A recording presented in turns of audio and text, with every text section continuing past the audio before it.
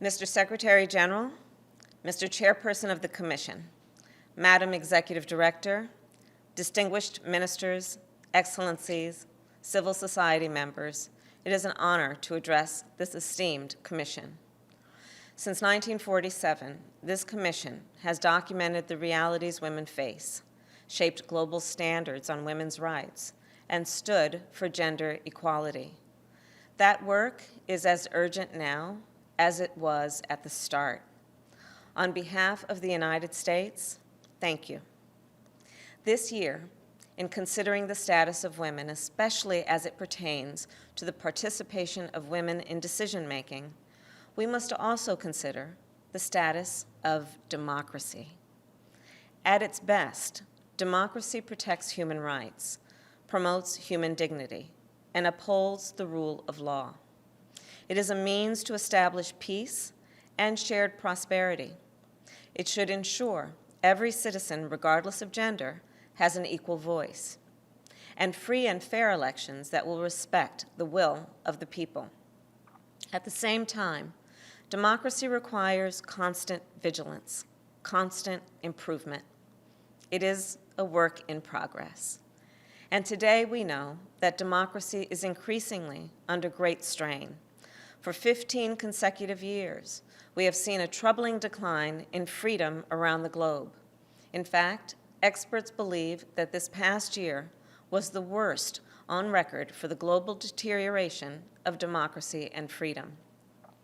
So even as we confront a global health crisis, an economic crisis, it is critical that we continue to defend democracy.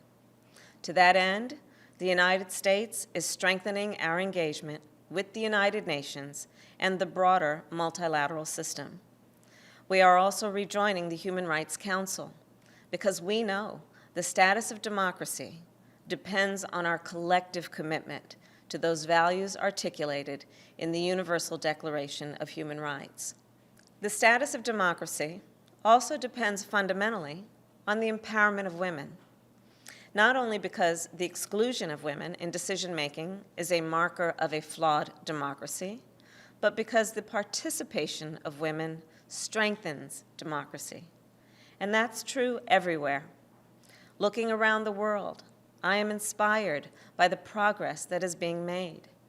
And I am proud to report that while the United States still has work to do, we too are making progress, and that women strengthen our democracy every day. In every presidential election for the last 56 years in the United States, more women have voted than men. More women than ever before serve in the United States Congress. More women than ever are their family's breadwinner. And just last week, the President nominated 2 women to take the helm of 2 of our 11 combatant commands. Women in the United States lead our local, state, and national governments, make major decisions regarding our nation's security, and drive major growth in our economy. These are signs of progress. These are signs of strength. But friends, we cannot take this progress for granted, especially now.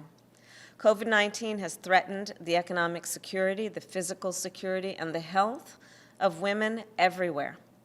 As women struggle to get the health care they need, the pandemic appears to be reversing the global gains we've made in the fight against HIV/AIDS, tuberculosis, malaria, malnutrition, and maternal and child mortality.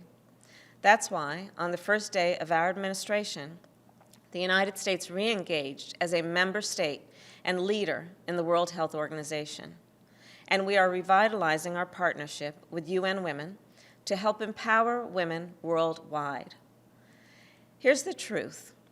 When women face obstacles to obtaining quality health care, when women face food insecurity, when women are more likely to live in poverty and therefore disproportionately impacted by climate change, more vulnerable to gender-based violence and therefore disproportionately impacted by conflict, well, it's harder for women to fully participate in decision-making, which of course in turn makes it that much harder for democracies to thrive.